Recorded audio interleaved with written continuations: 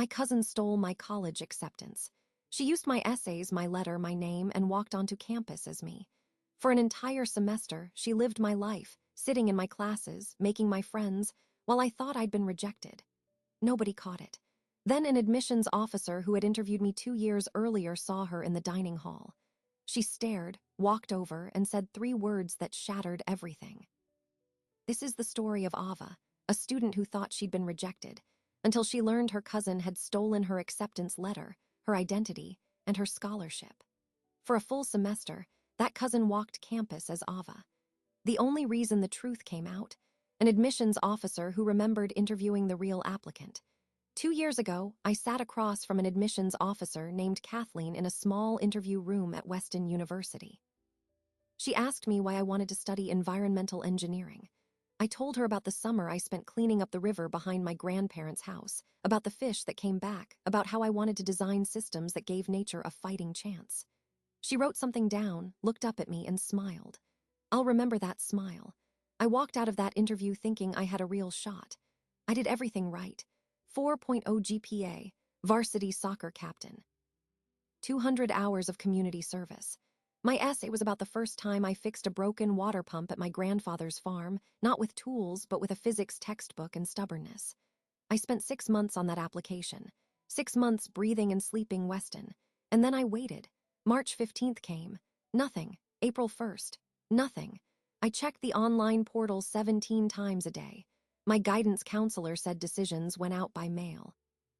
So I checked the mailbox every afternoon at 3, the exact time the mail carrier turned onto our street. For 3 weeks, I ran to that box like my future was inside. Then one Tuesday, my cousin Emma stopped by. Emma lived 2 streets over. She was the same age, same grade, same everything, except people said she was the pretty one, the charming one. She saw me at the mailbox and asked if I'd heard anything. I said no. She smiled, gave me a hug, and told me to keep hopping. What I didn't know then is that Emma had already been to my mailbox before I got home that day, and the letter from Weston had already arrived. But here's the thing, I never saw that letter. It vanished. Not into thin air, into Emma's hands. And by the time I found out, she'd already been wearing my name on campus for an entire semester. I didn't get into Weston, that's what I believed. I got a rejection email a week later. Funny thing, I don't remember applying for an email decision, but there it was. Dear Ava, we regret to inform you. I read it once, closed my laptop, and cried in my room for 2 days. My parents said it was their loss. Emma came over with ice cream and told me community college was smarter anyway. I enrolled at the local community college that fall, got a job at a coffee shop near campus, and tried to forget the dream that had died in my mailbox. I worked morning shifts, made lattes, and watched students rush past with book bags stamped with the Weston crest. It stung. Every single time. Then 4 months later, a group of Weston students came into the shop. They were laughing, arguing about a group project. One of them said a name that made me freeze. She said, "We need Ava's part of the presentation." And another girl laughed and said, "You mean the girl who somehow never shows up to study group?" She's probably out bragging about her scholarship again. Scholarship, my name, Weston. I set down the steaming pitcher. My hands were shaking. I asked them what this Ava looked like. They described hair color, height, a small scar above her right eyebrow. Every detail matched my cousin Emma. And that's when I realized, the letter I never got, the rejection I never questioned, none of it was what it seemed. I stood behind the counter holding a cold espresso shot, and the world tilted. My cousin wasn't just visiting Weston. She was enrolled there under my name, living my life. And the more I thought about it, the more pieces clicked into place. The disappearing letter, the email I never requested, the way Emma had been weirdly eager to comfort me. She wasn't comforting me. She was covering her tracks. I asked the Weston students a few more questions, casually, like it was small talk. They told me this Ava was a freshman environmental engineering major on a full merit scholarship. She lived in Morrison Hall, room 212. The details burned into my brain. I thanked them, finished my shift, and walked to my car in the parking lot. My hands were still shaking, but now it wasn't shock, it was fury. That night, I sat on my bedroom floor and pulled out my laptop. I searched the Weston University online directory, typed in my own name, and there it was, Ava Thompson. Student profile, email address, major, dorm assignment, everything. I stared at the screen until the letters blurred. I clicked the photo, no photo uploaded. That made sense. She couldn't risk a picture that would prove she wasn't me.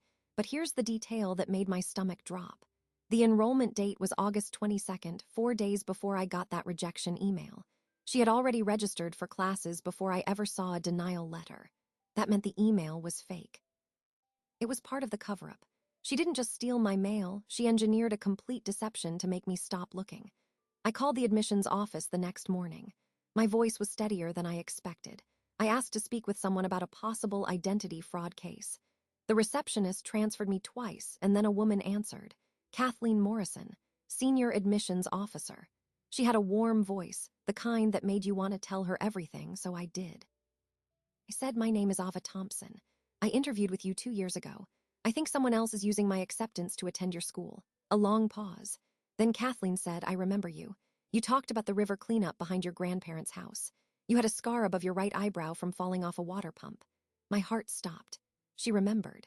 Kathleen pulled up my file while I held the line. She confirmed that a student named Ava Thompson was indeed enrolled, full-time, living on campus. The application materials matched what I described. The essays, the transcripts, the extracurriculars. But Kathleen had met me. And the student on campus, she said, was coming up in the system with a different student ID photo from orientation. She hadn't seen it before, but she could pull it. I didn't have to wait long.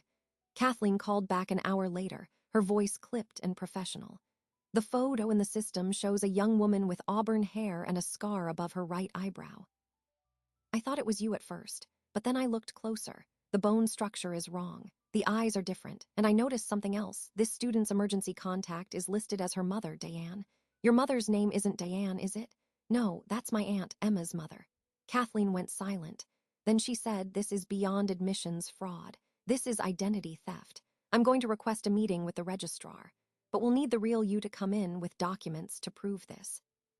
I said I'd be there in 2 days. I didn't tell anyone where I was going, not my parents, not Emma. I just got in my car and drove 4 hours to Weston.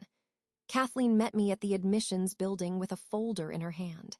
She looked older than I remembered, but her eyes were sharp. We went into her office and she spread out the evidence. The application with my name, the acceptance letter that had been mailed to my address, the scholarship award for $40,000 a year, a merit package I had earned. She also pulled up Emma's high school transcript, the one she used to fake my application.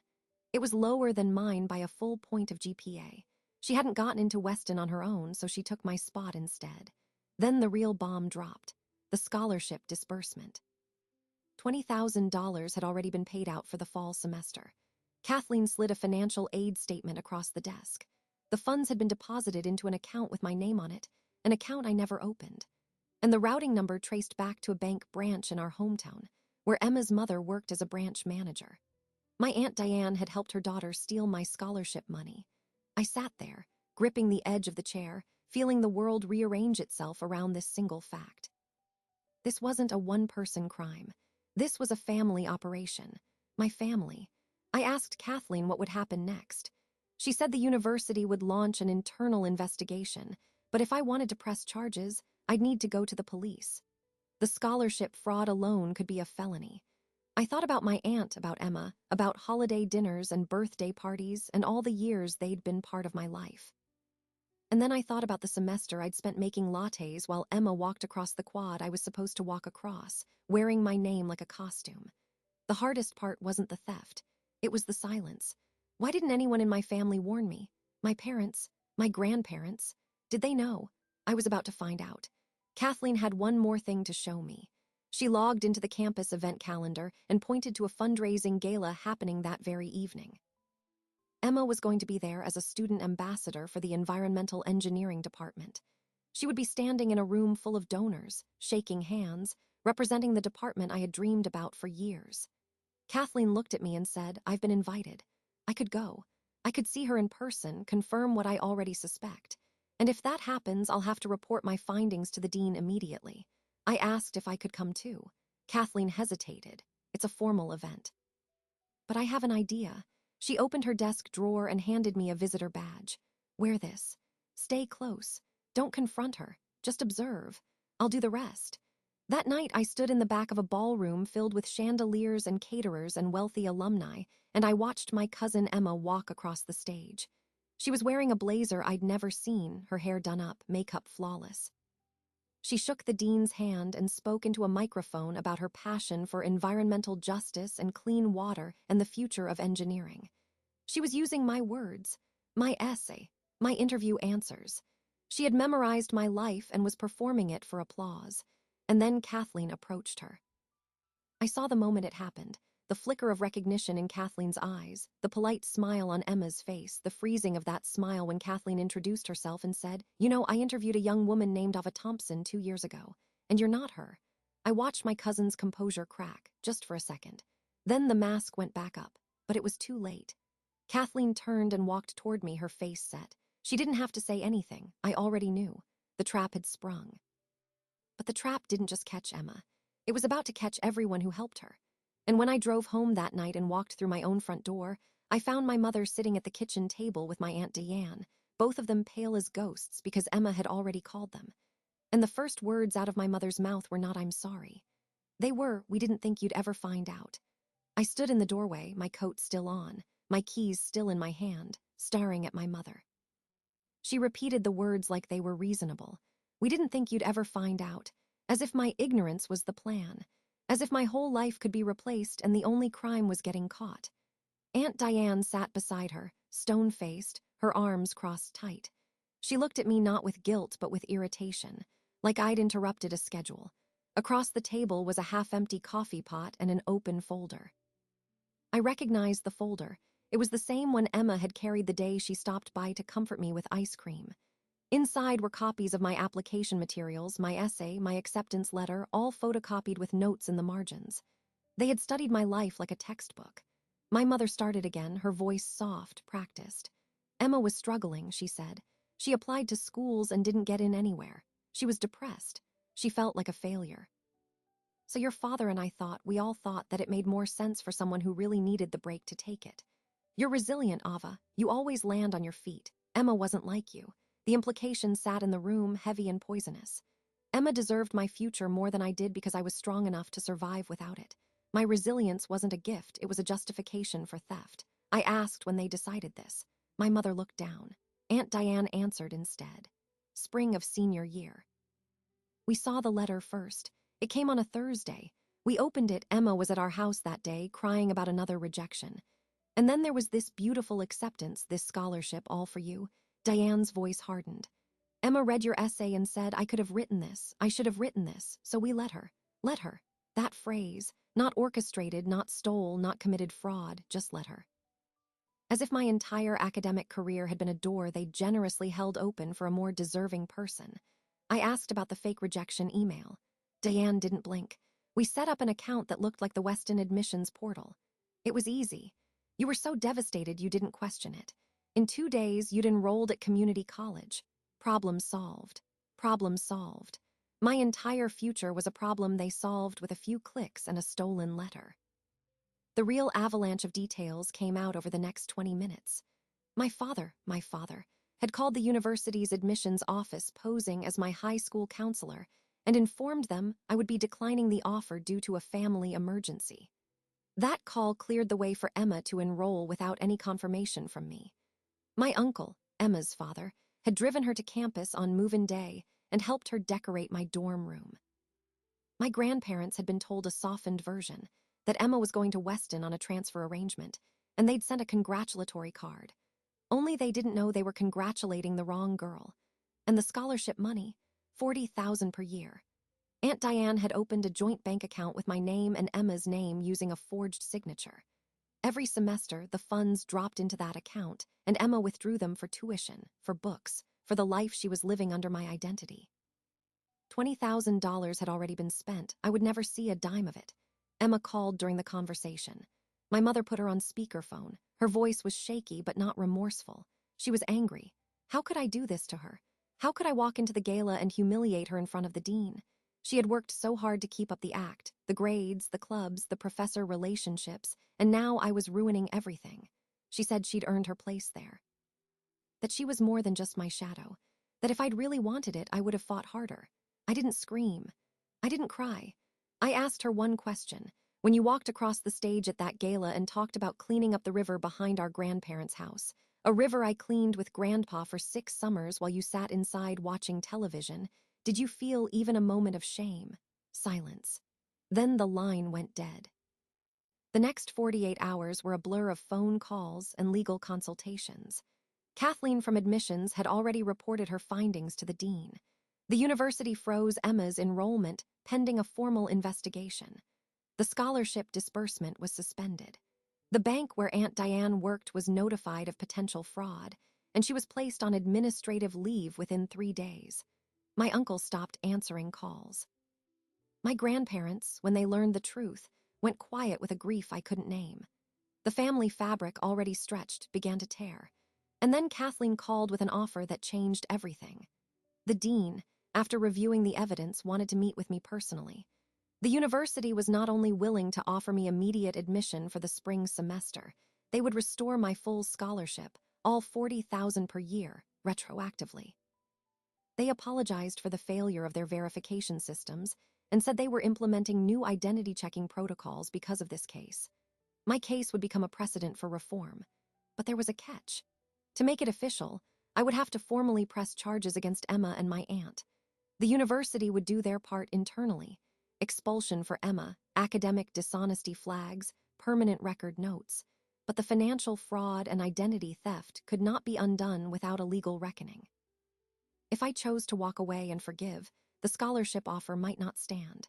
The university needed a resolution that wouldn't leave them liable, and I needed to decide whether justice was worth severing the last threads of my family.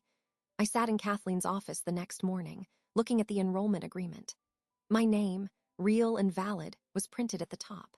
The campus I had dreamed of lay just outside the window. All I had to do was sign and agree to cooperate with the investigation. It should have been the easiest decision of my life, but you have to understand, choosing to hold them accountable meant choosing a future where I would be the villain in my family's story forever. They would say I destroyed Emma. They would say I should have just let it go. But letting it go was what they'd counted on all along. I picked up the pen, and I signed. I didn't walk out of Kathleen's office feeling triumphant. I felt like someone who just amputated a limb to save the rest of the body. The pen was still in my hand, the ink still wet on the agreement that restored my scholarship and my name. Outside the window, the campus hummed with normal life, students walking to class, a grounds crew blowing leaves off the quad. None of them knew that a few buildings away, a girl was being called into the dean's office to learn that her entire college existence had just been erased.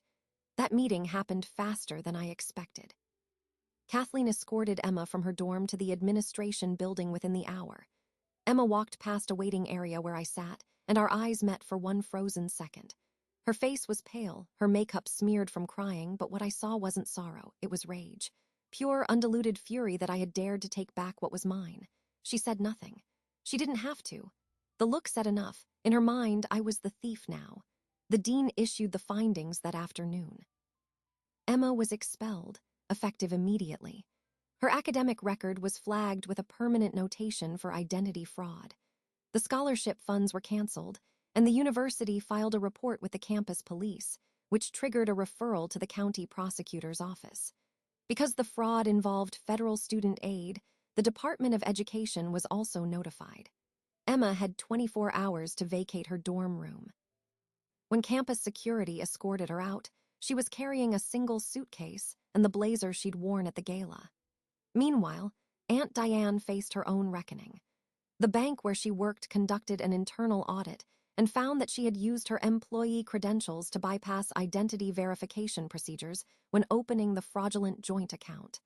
She was terminated within a week. The bank referred the case to law enforcement, and she was charged with bank fraud, forgery, and identity theft, all felonies. My mother, who had helped coordinate the scheme, was named as an accomplice in the police report, though the district attorney later focused charges on the direct financial criminals. My parents' house went silent. My father stopped calling. My mother sent a single text message. "You've destroyed this family. I hope Weston was worth it." I stared at those words for a long time. Then I deleted the message and blocked the number. The family I'd grown up in had already been destroyed. The only difference was that now I knew it. My grandparents, however, surprised me. 3 days after everything went public, they drove to my apartment and sat at my kitchen table. My grandfather was 82, a retired machinist with hands like tree roots. He said, "I called that admissions officer, Kathleen. She told me what really happened. I owe you an apology." My grandmother held my hand and cried. They had been told a version of events that painted Emma as a struggling student who'd been given a second chance. They never knew the acceptance letter had been stolen out of my mailbox, that my identity had been forged, that their own daughter-in-law had opened a fraudulent bank account. When they learned the truth, they disinherited my aunt and uncle from their will and set up a small fund to cover my relocation costs to campus. It wasn't the money that mattered, it was the acknowledgement. In a family that had collectively decided I was the problem, my grandparents were the only ones who saw me as the victim. The spring semester began on a cold January morning. I drove to campus with a car full of boxes, registered for classes, and was assigned a dorm room. Not Morrison Hall, room 212. That room had been scrubbed of Emma's presence and reassigned to another student. But a new room, a fresh start.